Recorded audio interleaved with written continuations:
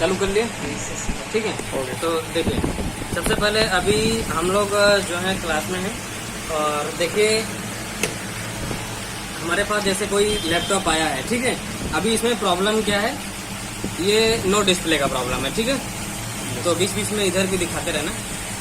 तो इसमें जो है नो डिस्प्ले का प्रॉब्लम है, मदरबोर्ड पावर ऑन हो रहा है। तो ऐसे बहुत सारा हमारे पास केस आएगा कि जिसमें मदरबोर्ड पावर ऑन हो रहा है और डिस्प्ले नहीं आ रहा है। तो हम क्या करेंगे, सबसे पहले हम ये पता लगाएंगे ऑन हो रहा है तो कितना एम्पियर ले रहा है, ठीक है। तो इस एम्पियर का मतलब भी हम आपको बताएंगे। तो डीसी दिखाइए इधर की तरफ, और इसमें सेट कीजिए 19 वोल्ट, ठीक है। तो 19 वोल्ट की सप्लाई कॉमन सप्लाई है, जनरली डीसी पावर सप्लाई में 19 वोल्ट पे ही लैपटॉप चेक किया जाता है। तो 19 वोल्ट ठीक है, चलेगा। आउटपुट चालू कर दीजिए। अब आपको ध्यान रखना है वहाँ पे कि वो जो रेगुलेटर बटन है वो घूमनी नहीं चाहिए, ठीक है। तो देखिए हम यहाँ पे लगाते हैं इधर की तरफ, इसमें हमने कनेक्ट कर दिया सप्लाई, तो ये एलईडी ग्लो हो गई, ठीक है। और ये एलईडी लगातार ग्लो कर रही है। तो ये एक चीज तो ये बता रही है कि अभी बैटरी चार्ज नहीं हो रही है। सबसे पहले ये बता रहा है कि ये बैटरी चार्ज नहीं हो रही है, क्योंकि इसमें बैटरी तो है नहीं, ठीक है। तो बैटरी चार्ज नहीं हो रही है। और उधर की तरफ दिखाइए, डीसी की तरफ, तो वहां पे हमें जो 25 मिली एम्पियर का करंट ले रहा है, ये बता रहा है कि इसका जो बिन है वो पास कर रहा है। मतलब लैपटॉप में अगर कभी भी आता है, आप उसको डीसी पावर सप्लाई में लगाते हैं और वो 8 मिली एम्पियर से लेकर के 25 से 30 मिली एम्पियर तक अगर करंट ले रहा है, तो इसका मतलब उसका जो सप्लाई है, उसके जो स्टार्टिंग के मॉस्फेट रहते हैं बिन वाले, उसको क्रॉस करके एक जगह मेन पॉइंट रहता है, जैसे सेलायर बोला जाता है, और उस जगह से हर जगह सप्लाई डिस्ट्रीब्यूट होती है, ठीक है। तो जैसे कि हम लोग डेस्कटॉप में देख रहे थे कि 12 वोल्ट की सप्लाई हर जगह सेक्शन में जाकर के वोल्टेज बना रही थी, वैसे ही लैपटॉप में एक सेलर पॉइंट रहता है। तो सप्लाई वहां आती है, 19 वोल्ट वहां पे आएगा बिन को क्रॉस करके।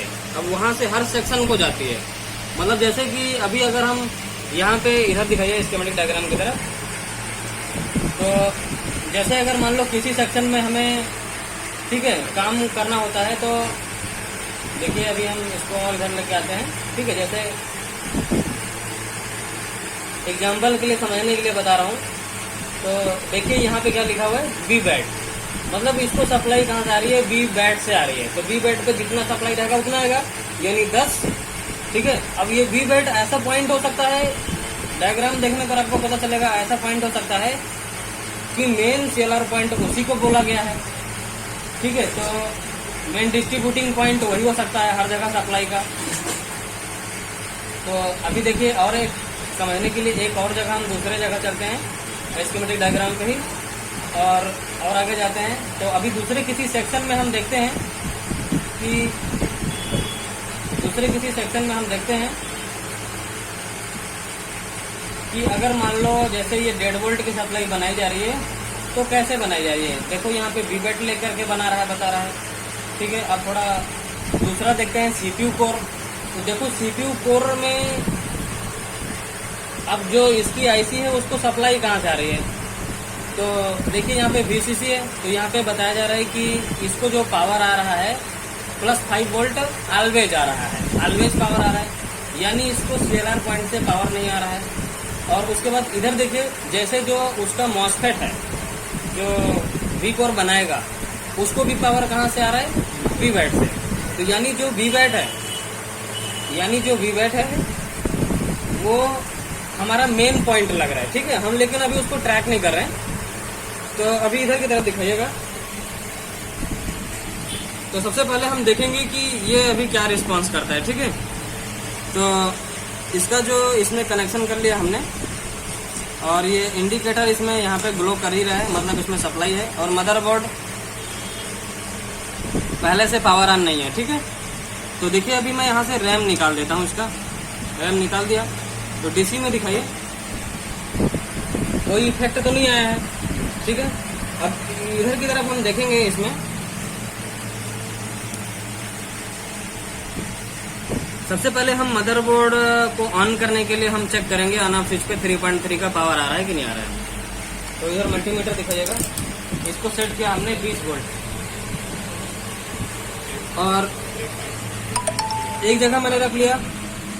अब उसके बाद हमें देखना है ऑन ऑफ स्विच कहाँ पे हो सकती है। तो देखिए जनरली ये दोनों माउस कीबोर्ड का होगा, एक साथ में था, ये कीबोर्ड का, ये माउस का और ये कीबोर्ड का, और यहाँ पे ऑन ऑफ वाला पता लगा रहा होगा। ठीक है, मतलब खोले तो आप लोग हो तो आप लोगों को पता होगा, लेकिन मैं आइडिया ले रहा हूँ। ठीक है, इस टाइप से। तो मैं यहाँ चेक करूंगा स्टेप बाय स्टेप। यहाँ पे कहीं पे 3.3 पावर आ रहा है क्या? तो यहाँ पे कोई पावर तो नहीं आ रहा है। ठीक है, अभी इधर की तरफ दिखाइएगा, देखो इधर की तरफ 1.5 वोल्ट आ रहा है। ठीक है, अभी दूसरे पॉइंट पे देखता हूँ कितना पावर आ रहा है, 3.3 आ रहा है। उसके बाजू में देखता हूँ कुछ नहीं आ रहा है, मतलब ये ग्राउंड हो सकता है। तो अभी हमें 3.3 मिला कहाँ? सबसे पहले हमें देखना है 1 नंबर, 2 नंबर और 3 नंबर। 3 नंबर पे आ रहा है। ठीक है, तो 3 नंबर पे हमें कितना सप्लाई मिल रहा है? 3.3। ठीक है, तो अब हम मदरबोर्ड को पावर ऑन करेंगे। तो स्विच तो नहीं है हमारे पास, इसका स्विच लगा के ऑन करने के लिए वो है, लेकिन वो कहाँ पर है? उसके बॉडी में, मतलब बॉडी में लगी हुई है, या तो हम उसको भी निकालते। तो लैपटॉप को ऑन करने का सिंपल तरीका है, मल्टीमीटर को हमको रख लेना है डायोड में। मल्टीमीटर को किस में रखना है? डायोड में। देखिए डायोड में रख लिया, रेड प्रोब को ग्राउंड में रख लिया, और 3 नंबर जो पॉइंट है वहां पे हम जाकर के ब्लैक प्रोब को टच करेंगे। ठीक है, तो 1 2 3 इसको हम टच करेंगे। देखिए टच किया और ये मदरबोर्ड पावर ऑन हो गया। ठीक है, अब उधर दिखाइए, देखिए ये एम्पियर ले लिया है। तो एम्पियर ले लिया है। जब कभी भी 5+ एम्पियर जाता है तो इसका मतलब होता है कि लैपटॉप के अधिकतर सेक्शन एक्टिवेट हो रहे हैं। तो अधिकतर सेक्शन एक्टिवेट हो रहे हैं। तो अभी देखिए यहाँ पे फैन थोड़ा समय के बाद स्टॉप हो गया है। तो ये स्टॉप होने का रीजन होता है कि बायोस में सेटिंग होता है कि ऑलवेज ऑन, या फिर when AC connected fan turn off. तो समटाइम्स बस व्हेन पावर ऑन कनेक्टेड इस टाइप से ऑप्शन दिया रहता है उसमें कि कब ऑन होगा कब ऑन नहीं होगा। या फिर ऐसा सेटिंग रहता है ऑटोमेटिकली कि जब भी उसको हीट लगेगा वो अपना फैन चालू कर लेगा। थर्मल सेक्शन बना रहता है, जब भी उसको हीट लगेगा चालू कर लेगा, नहीं तो फिर वो स्टॉप हो जाएगा। तो ये चल रहा है। अभी देखो हमारा जो एम्पियर जा रहा है वो कहाँ पे जा रहा है? 700। ठीक है, अब इधर दिखाइए। अब इसमें अभी रैम नहीं लगा हुआ है। ठीक है, देखिए इसमें रैम नहीं लगा हुआ है। विदाउट रैम हमारा जो है ये पावर कितना जा रहा है? 700 मिली एम्पियर जा रहा है। ठीक है, तो अभी तो अगर इसमें कीबोर्ड लगाएंगे भी तो डिस्प्ले नहीं आएगा, है ना? रैम नहीं लगा है। लेकिन पहले हमें कीबोर्ड में चेक करना है डिस्प्ले आ रहा है कि नहीं आ रहा है। ठीक है, तो वहां से कीबोर्ड ला लो और उसके बाद देखिए वहां से आउटपुट बंद कीजिए थोड़ा सा। आउटपुट ठीक है, अब देखिए अभी हम इसमें रैम इंस्टॉल कर रहे हैं। वीडियो उधर ही रख दो भाई।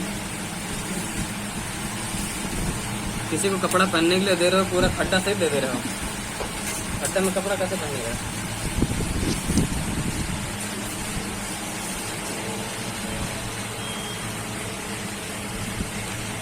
तो अभी फिर से मदरबोर्ड को पावर ऑन करेंगे। ठीक है, अभी हमने इसमें क्या लगा दिया है? कीबोर्ड।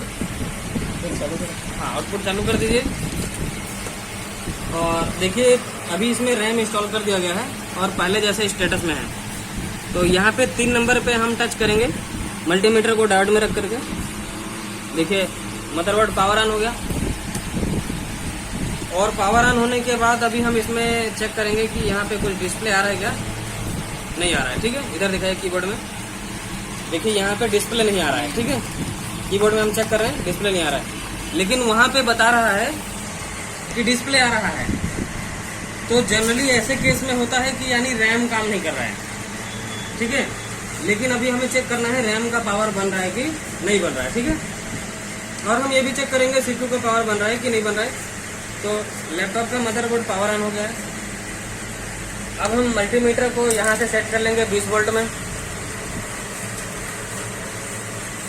और इसके बाद यहाँ अभी दिखाइए सिस्टम चल रहा है, यानी लैपटॉप चल रहा है और यहाँ पे कोई डिस्प्ले नहीं आ रहा है। ठीक है, तो मैं इसको थोड़ा यहाँ पे रख देता हूँ जिससे मुझे चेक करते बने। और इसको अपने पास।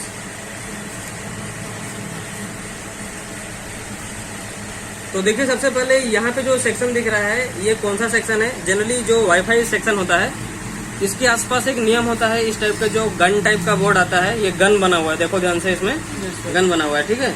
तो गन टाइप का जो बोर्ड आता है इसमें स्टैंडर्ड होता है कि वाईफाई स्लॉट के पास ही 3 वोल्ट और 5 वोल्ट का सेक्शन दिया जाता है, ठीक है। तो देखिए यहाँ पे अभी हम रखते हैं और यहाँ चेक करते हैं कितना वोल्ट आ रहा है। तो देखो यहाँ पे 5 वोल्ट बन रहा है और उसके बाद हम यहाँ चेक करते हैं तो कितना बन रहा है, 3 वोल्ट बन रहा है, ठीक है। तो हमें ये L1002 और L1001 पे मिल गया और L009 है, ये डिस्चार्जिंग सर्किट होगी। तो हमें यहाँ पे वोल्टेज चेक करने की जरूरत नहीं है, अभी इसको हमने नोट भी नहीं किया है, ठीक है, कि हमें इस पर चेक करना है। अभी हम जो है रैम के पास जो कॉइल है यहाँ पे चेक करते हैं वोल्टेज बन रहा है कि नहीं बन रहा है। तो देखिए यहाँ पे रैम का जो वोल्टेज है वो बन रहा है, रैम का वोल्टेज बन रहा है, यानी रैम का वोल्टेज बन रहा है तो रैम को काम करना चाहिए। तो रैम को काम करने के लिए 3 तो मेन जरूरी है, मतलब RAM power, RAM BTT and RAM SPT, ठीक है। मतलब रैम का जो बायोस होता है उसके लिए जो सप्लाई रहती है 3 वोल्ट की, वो भी उसको मिलना चाहिए। तो इसके पास अभी हम देखते हैं जो है रैम की सप्लाई तो बन रही है, लेकिन अभी हम पहले चेक कर लेते हैं सीपीयू कोर बन रहा है कि नहीं बन रहा है। तो यहाँ पे हम चेक करते हैं तो देखिए कितना पावर बता रहा है, 1.5, और दूसरे पे चेक करते हैं तो 2.0, और एक जगह और चेक करते हैं तो यहाँ पे क्या आ रहा है, 0.9। तो और हम इधर की तरफ चेक करते हैं कितना आ रहा है, यहाँ पे कितना आ रहा है, यहाँ पे कुछ नहीं आ रहा है। इस कॉइल पे हमें कोई वोल्टेज नहीं मिल रहा है, L1304। अब इसमें देखिए L1304 की कौन सी कॉइल है, तो कुछ नहीं है। तो इधर डायग्राम की तरफ दिखाइए, तो L1304, ठीक है। और हम यहाँ पे इसको फाइंड आउट करते हैं कि कौन सी कॉइल है।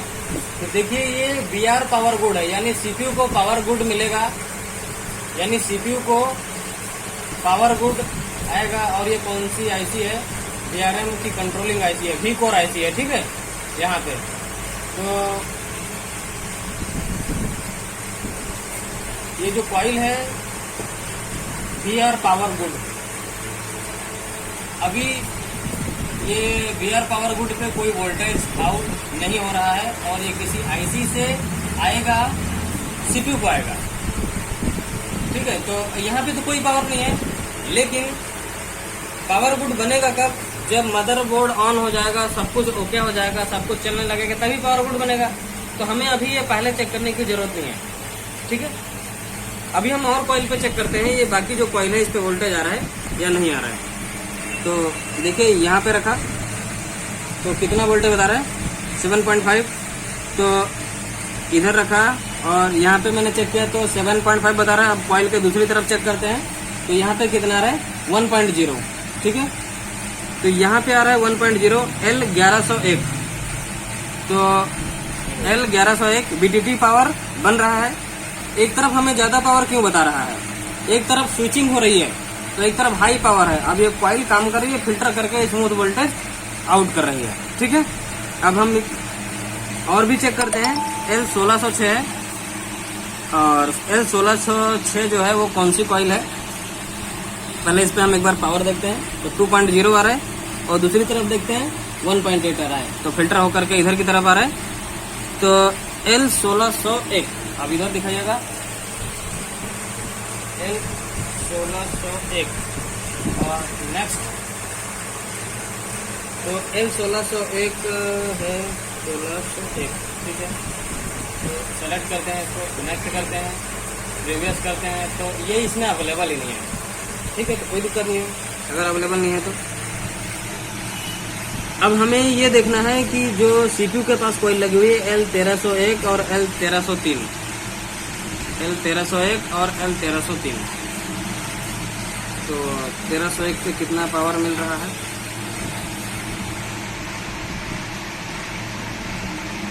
ठीक है। तो यहाँ पे आ रहा है 2 पॉइंट, और कॉइल के दूसरे तरफ चेक कर लेते हैं तो 1.1, मतलब इधर फिल्टर होकर क्या आ रहा है तो 1301। तो तो 1301 जो है CPU कोर है, ठीक है। तो CPU कोर बन रहा है इसमें। कौन सा CPU कोर? मतलब सप्लाई, CPU की जो सप्लाई है वो बन रही है। अगर एक कॉइल पे बन रही है तो दूसरे कॉइल पे भी बनेगी। और इसकी दूसरी जो कॉइल है 1302 है, तो वो यहीं कहीं होगी आसपास में, या फिर इसके नीचे हो सकती है। मतलब कई बार क्या है, ये जो सॉकेट लगा हुआ है इसके नीचे में रहेगा। तो 1302 तो हमें नहीं दिख रही है, 1303 दिख रही है, तो इसका मतलब वो उधर होगी। और इधर पलट के देख लेते हैं पीछे की तरफ कहीं, तो नहीं गया हुआ है, ठीक है। तो यानी CPU कोर तो हमें मिल गया है। और जो CPU कोर होता है वो दोनों कॉइल आपस में अगर कनेक्टेड होती है, अगर हमने एक पे चेक कर लिया तो यानी दोनों पे आ रहा है। और हो सकता है कि इसमें 2 कॉइल हो या ना भी हो, दोनों को मिक्स करके एक ही में बना दिया होगा। डायग्राम में लिख देता है लेकिन कई बार इसमें नहीं देता है।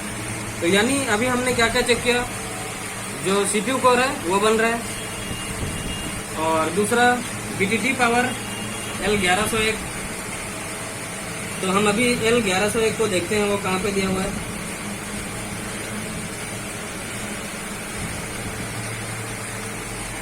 L1101 देखिए यहाँ पर है। तो L1101 को हम चेक करते हैं, यहाँ पे रख करके, और इधर की तरफ चेक करते हैं। तो देखिए ये भी बन रहा है BTT और BTT पावर। तो वहाँ पे ऐसा कुछ वोल्टेज पहले से मेजरमेंट नहीं लिखा हुआ है। तो ये जो पावर बन रहा है 1101, ये भी CPU के नियरेस्ट है, यानी CPU का BTT है ये। तो हमें वोल्टेज चेक करने कहाँ होते हैं, कंपनी कॉइल इसीलिए लगाती है कि आप कॉइल पे वोल्टेज चेक कर लो। अगर उस सेक्शन का वोल्टेज नहीं बन रहा है तो उस सेक्शन से लगे हुए कंपोनेंट को हमें चेक करना होता है। यानी CPU का नहीं बन रहा है तो CPU का चेक किया जाएगा, CPU पावर, जितनी कॉइल है आप स्कीमेटिक डायग्राम में उसको फाइंड आउट कीजिए, और वो किसकी कॉइल है, कौन सा वोल्टेज बन रही है उससे। तो 1101 का हमें पता चल गया, मतलब इसमें जो दिया हुआ है इसके अनुसार मैं बोल रहा हूँ। यानी CPU कोर हमें मिल गया, CPU का BTT मिल गया, और L1303 है। तो अभी हम इसको पता लगा लेते हैं कि L1303 किसका है। तो L1303, तो देखिए ये भी इसमें काउंट नहीं हो रहा है। तो अभी हम एक काम और करेंगे, हम इसको कर लेते हैं कॉपी, और हमने शायद एक डायग्राम और डाउनलोड किया था तो उसके बाद, ठीक है, कहीं दूसरी जगह डाउनलोड किया था ये वाला, ठीक है। तो एक बार में डायग्राम वही है, कई बार क्या है कुछ डायग्राम जैसे कहीं से प्रिंट आउट हुए रहते हैं तो उसमें एक आध दो पेज मिस हो जाता है, ठीक है। इसलिए हम एक दूसरा डायग्राम है इसमें भी फाइंड आउट कर रहे हैं इसमें दिया है कि नहीं दिया है। तो दोनों सेम सेम है, मतलब इसका नाम यहाँ पे नहीं दिया है, यहाँ पे बताया नहीं है डायग्राम में, उसको बताया नहीं है। तो फिलहाल लेकिन हम ये कॉइल दी हुई है तो एक बार CPU के पास है तो हम जरूर चेक करेंगे, क्योंकि इधर की तरफ जो एक कॉइल दी हुई है वो पावर गुड की है। तो CPU BTT power, CPU core और CPU ग्राफिक्स, ये तो मिलेगा ही। तो यानी वो ग्राफिक्स का भी हो सकता है, ठीक है। तो देखिए अभी जो इसके पास दूसरी कॉइल है हम वहाँ पे वोल्टेज चेक करते हैं। तो यहाँ पे आ रहा है 2.4, तो मैं ज़्यादा पावर बता रहा है। हम दूसरी तरफ चेक करते हैं, इसके दूसरी तरफ, तो देखिए 1.1 आ रहा है। तो कॉइल फिल्टर कर रही है और इधर आउटपुट भी हो रहा है, यानी इसको पावर भी मिल रहा है। तो मदरबोर्ड ऑन है, CPU के पास जितनी कॉइल है उन सभी पे पावर है, लेकिन जो यहाँ पे एक पावर गुड की कॉइल है हम उस पर एक बार चेक करके और अच्छे से देखते हैं, यहाँ पे कोई पावर नहीं आ रहा है। रैम का पावर बन रहा है, तो डिस्प्ले तो नहीं आ रहा है इसमें। तो हमें क्या चेक करना है, अभी ये चेक करना होता है कि रैम का BTT voltage, RAM BTT SPD voltage ये बन रहा है कि नहीं बन रहा है। रैम का पावर तो बन रहा है, लेकिन रैम को काम करने के लिए, क्योंकि जब मैं आपको विदाउट रैम, इधर दिखाइए, जब मैं आपको विदाउट रैम एम्पियर दिखाया था तो वो भी 700 था, और अभी रैम लगा करके इसका जो एम्पियर है वो भी 700 मिली एम्पियर है। तो मतलब यानी रैम काम ही नहीं कर रहा है, ठीक है। तो अभी मुझे क्या चेक करना होगा, रैम BTT, ठीक है। तो रैम BTT हमको मिलेगा कहाँ, तो उसके लिए एक पैड दिया हुआ है इसमें रैम BTT चेक करने के लिए, JP 1253। तो हम इसके पास देखते हैं कि वो कहाँ पर है, JP 1253। तो इसके आसपास कहीं है या कहीं दूर में है।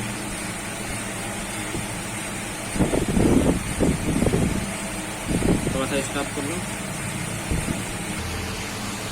ठीक है, तो अभी हम रैम का क्या चेक कर रहे हैं, BTT। ठीक है, तो यहाँ पे चेक करेंगे और ये है इसका पैड।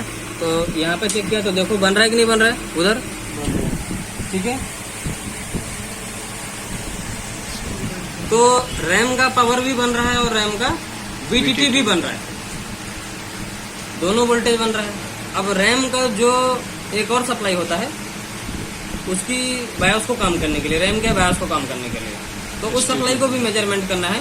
लेकिन इसके लिए पहले हम स्कीमेटिक डायग्राम की तरफ चलेंगे। ठीक है, वहाँ पे पता लगाएंगे कि वो कौन सा जगह आ रहा है। ठीक है, तो रैम स्लॉट पे। ठीक है, अब रैम के हमें इस पावर को भी चेक करना है, VDD SPD। अगर ये वोल्टेज नहीं आएगा तब भी रैम काम नहीं करेगा। तो रेफरेंस तो हमें पता ही है कि हाँ बन रहा है, इसलिए हमें रेफरेंस चेक करने की जरूरत नहीं है। रेफरेंस यानी वही BTT को ही रेफरेंस भी बोला जाता है। ठीक है, उतना ही रहता है उसका वोल्टेज। तो देखिए इधर दिखाइएगा, तो इसको चेक करते हैं।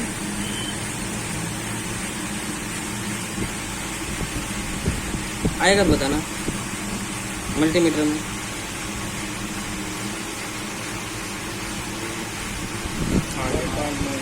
कितना आ रहा है? 1.09।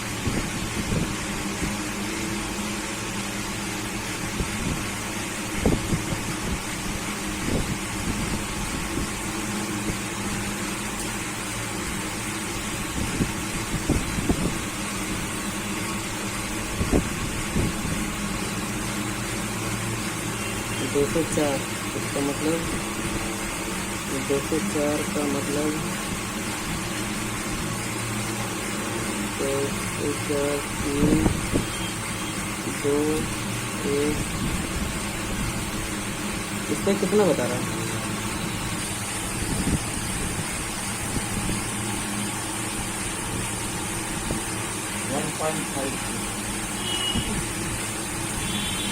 सेम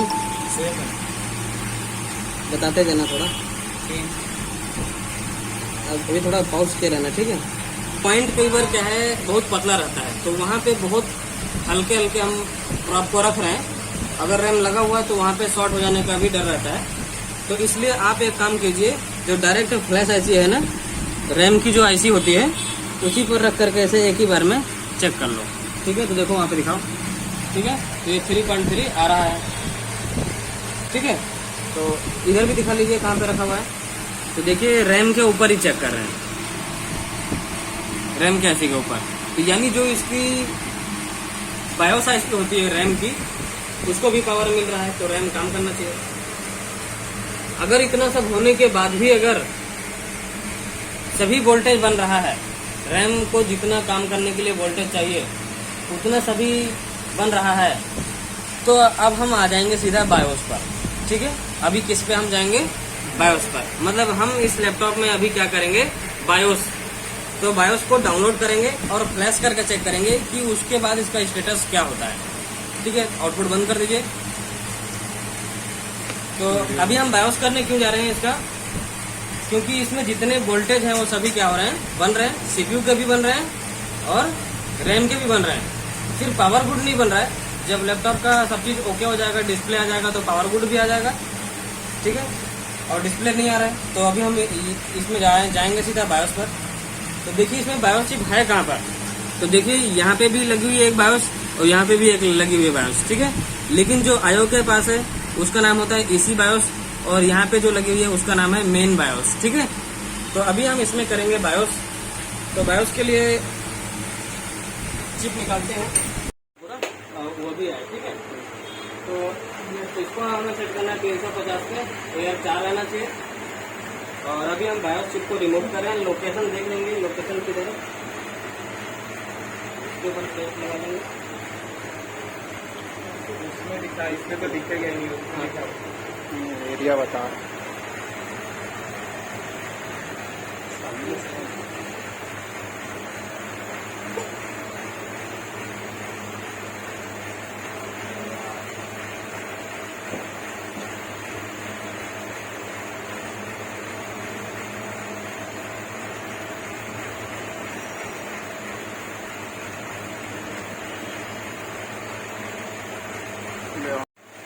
जल्दी चिपके बॉक्स में जल्दी होगा, पहले थोड़ा जल्दी कीजिए।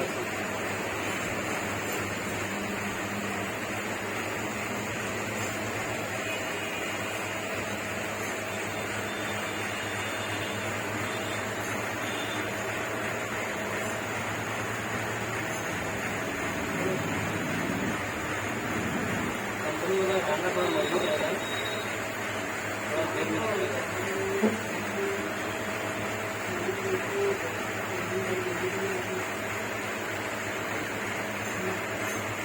ठीक है, बायोस सिर्फ निकल गया, कोई कंपोनेंट तो नहीं निकल गया आजू बाजू का, इस पर जरूर ध्यान देंगे।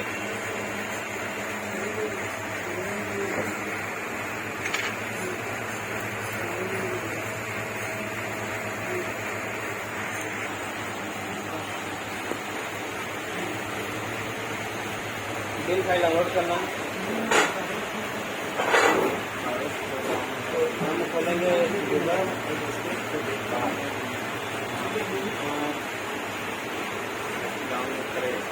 ये कौन सा मॉडल है?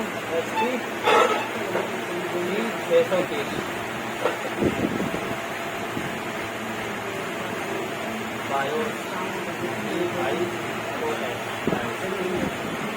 आप रिकॉर्ड करो ना बढ़िया से, ठीक है, कोई भी रिकॉर्ड कीजिएगा, अच्छे से आने दो, ठीक है वीडियो। अभी यहाँ से हम लोग इसको बायोस डाउनलोड करेंगे, तो किसी भी वेबसाइट पे आप जा करके डाउनलोड कर लीजिए। जैसे यहाँ पे बायोस अच्छा मिलता है, डाउनलोड कर लीजिए, फ्री वाला है, मतलब वेबसाइट कई बार चल जाता है, कई बार नहीं चलता है, लेकिन हमको डीसी में वेरिएशन तो पता चलेगा ना कि क्या हो रहा है, डाउनलोड हो गया है, ठीक है। अब उसके बाद डाउनलोड हो जाने के बाद इसको हम यहीं रहने देते हैं। हमें बायोस प्रोग्रामर लगाना है कंप्यूटर में,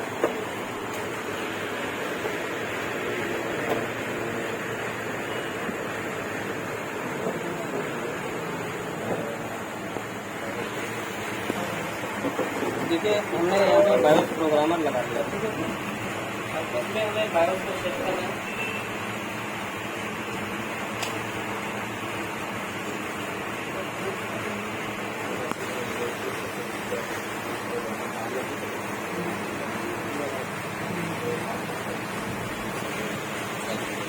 और इसका नाम समझ में आ रहा है तो 25Q 3 2 एस उधर का तो दूसरा लिखा रहता है, S167। तो ऐसे मिलता जुलता पहले भी हम एक आध बार निकाले थे ना, जनरली बायोस चिप तो मैच करके रहती है, सैमसंग वो MB के अनुसार आती है, और बायोस चिप बहुत प्रकार की नहीं आती है कि बहुत सारी प्रकार की है, मिलते जुलते आते रहते हैं, ठीक है। तो अभी मेरे को साफ कर लिया है, और साफ करने के बाद वैसे तो देख लेते हैं और जो दिखाई दे रहा है। हाँ, इसका तो क्लियर 25 ठीक है, इसको थोड़ा फोटो ले लीजिए, तो इसी को भी मिलाना है। 25 फोटो हो गया, ठीक है। अब इसको सेट कर लेते हैं इधर। अब इसमें सेट करेंगे इसको, यहाँ पे डायरेक्शन जो बना हुआ है उसमें इसको सेट करेंगे। इसका डायरेक्शन कैसे पता करेंगे, इसमें बताना जरूरी है। वीडियो में कुछ चीज छुपाना भी है, ठीक है। तो यहाँ पे डॉट बना रहता है, उसको हम इसमें देख करके सेट करेंगे। तो बायोस जैसे आप लोग यहाँ क्लास में देख रहे हो, तो मतलब कैसे डायरेक्शन में सेट किया जा रहा है वो तो ठीक है। और इसका सॉफ्टवेयर कंप्यूटर में चालू होना चाहिए, तो हमारे कंप्यूटर में ऐसे बायोस से रिलेटेड बहुत सारे सॉफ्टवेयर हैं, और हो सकता है इसमें RT890 ये इंस्टॉल है, नहीं इंस्टॉल करता तो मैं इसको इंस्टॉल करता, ठीक है। तो अभी हम कुछ दिन पहले बायोस का काम किए थे, इसलिए इंस्टॉल था। तो ओपन करते हैं और यहाँ पे स्मार्ट आईडी में क्लिक करेंगे, तो यहाँ पे चिप सेलेक्ट हो गई है, लेकिन अब देखिए जो इसमें नंबर था हमारा वही सेलेक्ट हुआ, कहीं दूसरा सेलेक्ट हो गया है। तो 25Q32 यही था। नहीं भाई, मेरे को लग रहा है कि ये वाला था Q32V भी, ठीक है, ये रहा होगा, ठीक है, ठीक है, ठीक है। ये किसको सेलेक्ट कर लिया? वीवी को, और हमको इसको कर लेना है रीड। यहाँ से हमने सेलेक्ट कर लिया, इधर को सेलेक्ट करने की जरूरत नहीं है क्योंकि ये ऑटोमेटिक नंबर उठा रहा है। तो इसने वीवी को लिया था, वी को लिया था ओनली, और हमने वीवी लिया है, ठीक है। अभी हम यहाँ पे सेव कर लेंगे, तो यहाँ आगे लिख लीजिए, ठीक है, ORIZINAL, ठीक है, ऐसे लिख लो कि ओरिजिनल है, स्पेलिंग मिस्टेक है, चलेगा, ठीक है। लेकिन ये इसको मैंने यहाँ पे सेव कर लिया। अब हम यहाँ पे ओपन करेंगे दूसरा वाला बायोस, डाउनलोड में जाएंगे।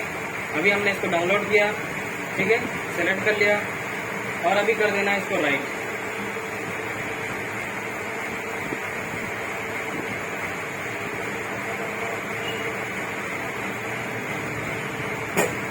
इधर दिखा लीजिए, यहाँ पे ये बायोस लगा हुआ है और ये इसमें प्रोग्रामिंग हो रहा है।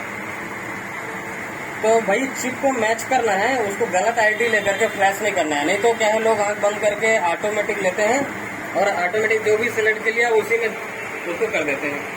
तो जब गलत आईडी रहेगी तो कहाँ से होगा, ठीक है। तो देखिए अभी यहाँ पे लगभग हो गया है, और मतलब ये हो गया कंप्लीट। बहुत फास्ट प्रोग्रामर है ये, तो जल्दी से इसमें कर लिया हो। 4 MB की फाइल थी, ज़्यादा बड़ी रहती भी नहीं है। तो अभी हम लोग इसको इंस्टॉल करते हैं।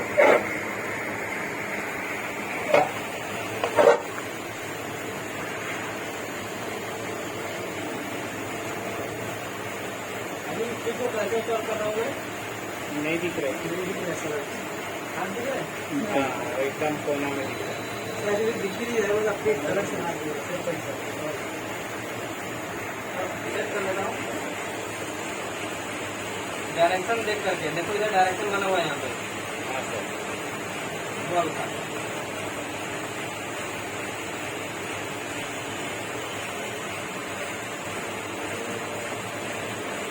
और अभी इसको हम कर देंगे, चिपकाएंगे यहाँ पे भी।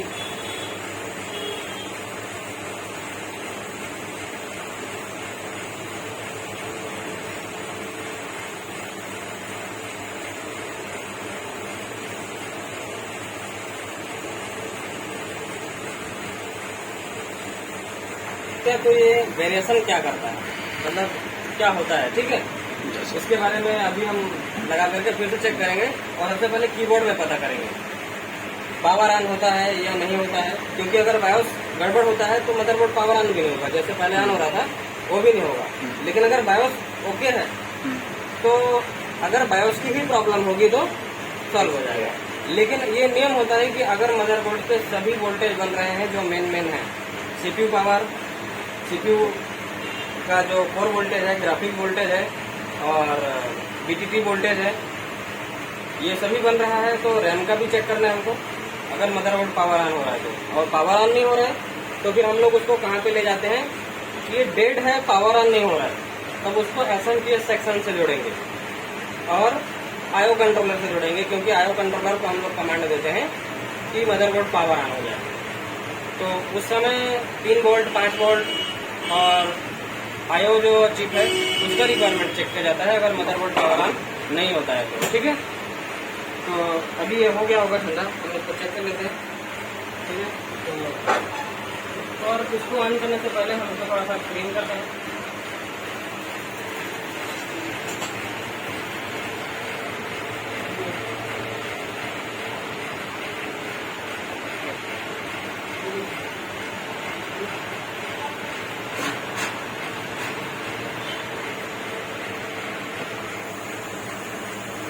तो सबसे पहले तो हमें इसमें ये देखना है कि जितना पहले करंट ले रहा था उतना ही लेना चाहिए।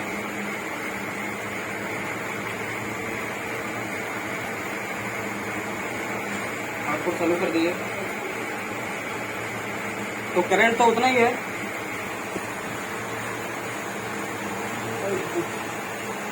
और अब हम इसको एक बार फिर से पावर ऑन करते हैं।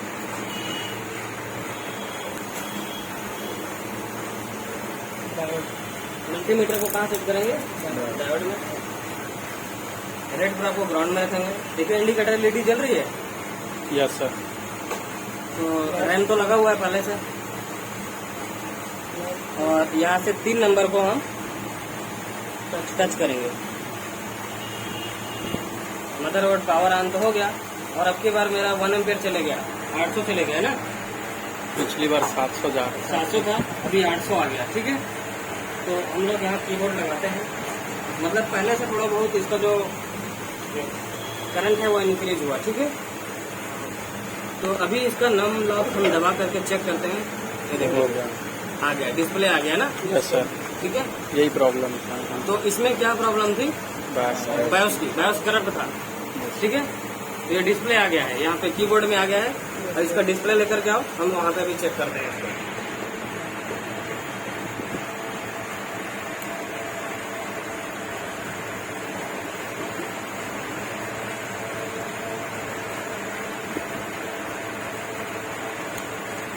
अभी यहाँ नीचे बैठ नहीं पा रहा है। ठीक है, इसलिए थोड़ा सा कुछ करने में स्पीकर वगैरह है, थोड़ा सा प्रॉब्लम है। तो यहाँ थोड़ा पीछे करके